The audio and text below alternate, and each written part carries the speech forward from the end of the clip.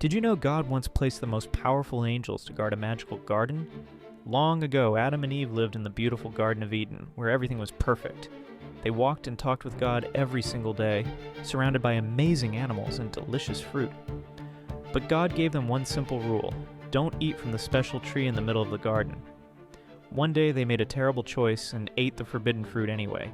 God's heart was broken, and sadly he told them they had to leave Eden forever.